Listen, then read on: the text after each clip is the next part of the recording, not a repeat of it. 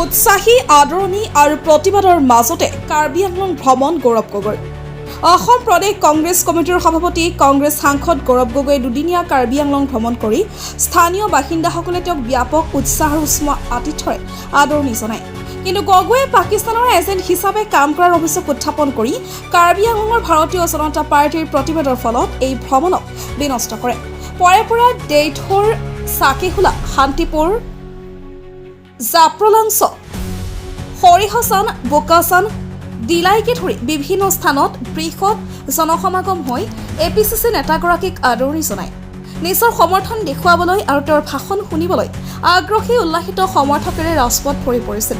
বহু বাসিন্দাই গগৈৰ এই ভ্ৰমণৰ প্ৰতি আন্তৰিকতাৰে সমৰ্থন প্ৰকাশ কৰাৰ সময়তে বিজেপিৰ প্ৰতিবাদকাৰীয়ে গগৈৰ কাৰ্যকলাপ জাতীয় স্বাৰ্থৰ বাবে ক্ষতিকাৰক বুলি অভিযোগ কৰি শ্লোগান উত্থাপন কৰাৰ লগতে তেওঁক গৰিহণা দি প্লে কাৰ্ড হাতত লৈছিল। প্ৰতিবাদৰ ফলত একাংশ অঞ্চলত উত্তেজনাময় পৰিৱেশৰ সৃষ্টি হয় যদিও আইন প্ৰয়োগকাৰী সংস্থাই দিনটোৰ ভিতৰতে শৃংখলা বজাই ৰাখিছিল। এই ভ্ৰমণে কাৰ্বি আংলঙৰ ৰাজনৈতিক পৰিৱেশৰ এক গুৰুত্বপূৰ্ণ মুহূৰ্ত হিচাপে পৰিগণিত হৈছে। অঞ্চলটোৰ ভিতৰৰ বিপৰীতমুখী আৱেগক উজ্জ্বল কৰি তুলিছে। গগৈৰ ভ্ৰমণ অব্যাহত ৰখাৰ লগে লগে বাসিন্দা আৰু ৰাজনৈতিক দলসমূহেও আগন্তুক পৰিস্থিতিৰ ওপৰত তীক্ষ্ণ দৃষ্টি ৰাখিছে। সম্মানীয়ভাৱে বৰ্তমান চৰকাৰে কাম কৰিছে। এয়া হ'ল তেওঁলোকৰ জাতি পাতি ভিত্তি। আমাৰ খেতিয়কসকলক তেওঁলোকে শান্তিত এৰি নিদিয়ে। আমাৰ বিভিন্ন জনগোষ্ঠী জনজাতি মানুহক তেওঁলোকে শান্তিত এৰি নিদিয়ে। মাত্ৰ তেওঁলোকৰ ক্ষমতাৰ প্ৰতি ইমান তেওঁলোকৰ অহংকাৰ আজি মূৰত সোমাই গৈছে আৰু সেইকাৰণে তেওঁলোকৰ ৰাজত্ব আমি শেষ কৰিম অহা বছৰ বিধানসভা নিৰ্বাচন।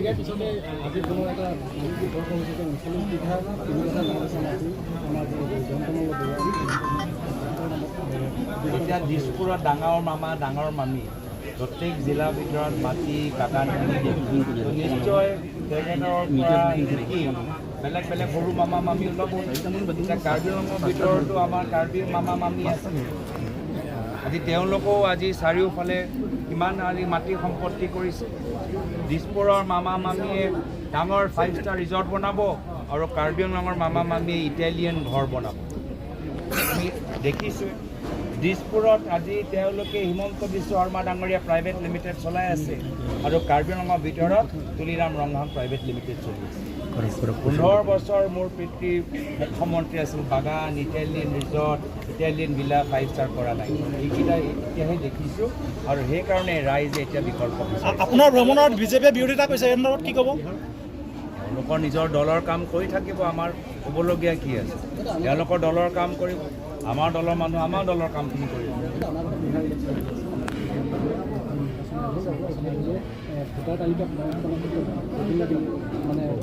আজিৰ তাৰিখত বিজেপি সংঘৰ ভিতৰত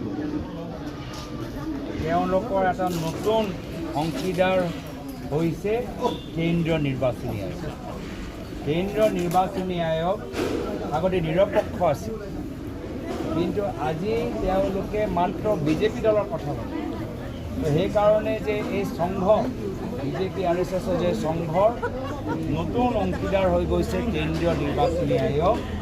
বৰ্তমান বিজেপি RSSৰ নেতৃত্ব ভাৰতৰ ভিতৰত লোকতান্ত্ৰিক নিৰ্বাচন নিবিচাৰে, ভাৰতৰ ভিতৰত গণতান্ত্ৰিক পৰিস্থিতি নিবিচাৰে, আমাৰ এটা নিৰপেক্ষ নিৰ্বাচন হোৱাটো তেওঁলোকে নিবিচাৰে।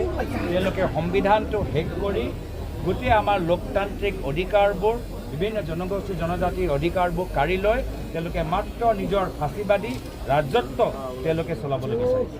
তাত তুলিৰাম ৰংহাঙৰ বিৰুদ্ধে হিমন্ত বিশ্ব শৰ্মা কিয় নিমাত বুলি ভাবে? তুলিৰাম ৰংহাঙৰ বিৰুদ্ধে হিমন্ত বিশ্ব শৰ্মা যে নিমাত বাহিৰত একেলগে হলিডে কৰিবলৈ যায়, তেওঁলোকে হলিডে পাৰ্টনাৰ, কিয় তেওঁলোকৰ নিমাতত থাকিবই। ব্যৱহাৰ কৰে বুলি সাধাৰণতে আমি দোকানৰ ভিতৰত যে ATM চাওঁ তাৰ পৰা মাত্ৰ পইচাহে ওলায়, কিন্তু হিমন্ত বিশ্ব শৰ্মা ডাঙৰীয়া কাৰ্বি আংলঙৰ ভিতৰত এনেকুৱা এটা ATM সৃষ্টি কৰিছে যি ATM বনাওঁতে তুলিৰাম ৰংহাঙো সহায় কৰিছে। এই কাৰ্বি আংলঙৰ ATMৰ পৰা চব পায়, মাটিও পায়, পাথৰো পায়, কয়লাও পায়, শিল পায়, বালি পায়, কাঠ পায়, ধন অবৈধ ধন পায়। আৰু তাৰ বাবে কি হৈছে যে প্ৰাইভেট লিমিটেডৰ লাভ হৈছে। Himanta Biswa Sarma private limited Tuliram Rangama private limited দুয়োজনৰ পৰিয়ালৰ সদস্যসকল আজি শান্তিত আছে।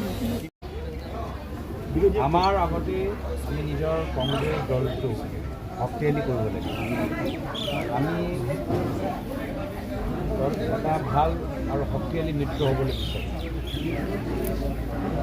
যিসকলে আমাৰ লগত মিত্ৰতা কৰিব আমি গোটেই জোৰ লগাই তেখেতক আমি সহায় কৰিব লাগিব। তেওঁলোকক প্ৰাৰ্থীসকলক জিকাব লাগিব। তেওঁ বেলেগক সহায় কৰাৰ আগত আমি প্ৰথমে নিজকে সবল কৰিব লাগিব, তেতিয়াহে বেলেগক আমি সহায় কৰিব পাৰিম, তেওঁলোকৰ প্ৰাৰ্থীসকলক জিকাব পাৰিম।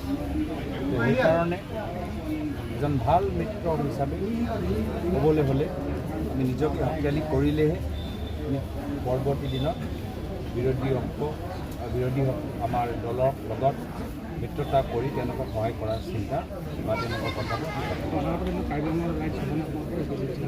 যিদৰে আজিৰ তাৰিখত যাৰ বাবে ওলাই আহি আমাক স্বাগতম জনাইছে। আমি বিভিন্ন কংগ্ৰেছৰ সভাৰ ভিতৰত আমি সোমোৱা নাই, আমি সাধাৰণ বজাৰৰ ভিতৰত সোমাই গৈছোঁ, দৈনিক বজাৰত আমি সোমাই গৈছোঁ, বজাৰৰ ভিতৰত সোমাই গৈছোঁ। ৰাইজে যিদৰে আমাক স্বাগতম জনাইছে, ৰাইজে আজি সৰু দোকানীয়ে যি নিজৰ কথাবোৰ কিমান সমস্যা, এটা সৰু ব্যৱসায় চলাবলৈ কিমান কষ্ট তেওঁলোকে পাইছে, সকলোৱে কংগ্ৰেছ দলটোক বিচাৰিছে। যি আজি কাৰ্বি ৰঙৰ ভিতৰত আহি মই দেখা পাইছোঁ যে সাধাৰণতে